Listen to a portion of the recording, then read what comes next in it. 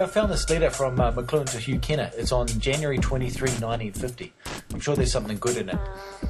It goes, Dear Hugh, Stein's Roots of Bergson's philosophy is looking at consciousness as a spectator and condenser of psychic memory, and psychic memory in turn is cosmic because nothing that has been can cease to be, hence collective unconscious.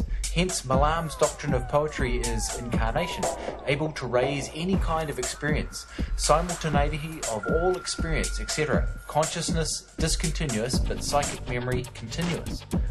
It goes on from there, but it's then he talks about Bergson's matter and memory as being significant for Finnegan's Wake. Okay, Andrew, you've been holding out. I've never heard that letter before. That's an extraordinary letter. How come, did you use that in your thesis? Yeah, I think a bit of it. How about this? The faculty of language cannot be localized anywhere but in the whole brain or whole body. That's incredible. Actually, it's probably relevant for that letter to be put into a public meeting like this right now, because that's the most Gnostic talk, or using the word cosmic and memory, that's totally relates to what I've been talking about with Worcester and Krishnamurti. Now, that letter is what you've been thinking about as you thought about conscious mediumship? Yeah, it's been bubbling away for some time. I really am groping. I'm not kind of sure what the questions I'm kind of asking, but I've got a whole lot of bits that I'm working on putting together. So yeah, that's one of the bits and pieces. Well, I've never heard that letter before. You got that through the Kenner archives? Yes. Yeah, that's an extraordinary letter. That's like new information and confirms my suspicions. Because I used to talk to Don Thiel about, McLuhan's interested in Gnosticism, and Don would point out, look, he uses the word cosmic in 1955, maybe 5 sovereign fingers, tax of breath, one of those kind of articles, man moving to a cosmic plane. Now, Thiel knew that cosmic became a popular word in the 60s and 70s and was associated with the Aquarians and the New Age.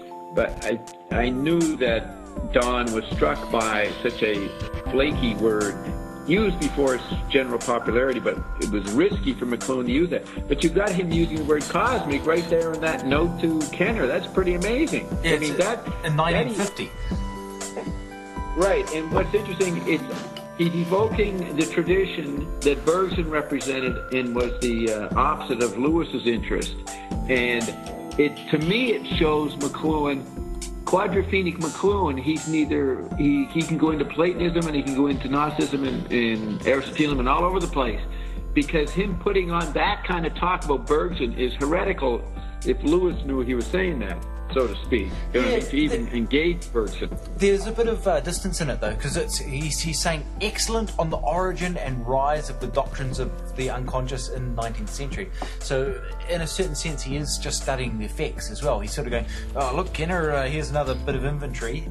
It's pointing to some pretty interesting stuff, but it's not the whole of the matter. So, I think you can sort of see some degree of detachment from it, even in this early, back in the 50s.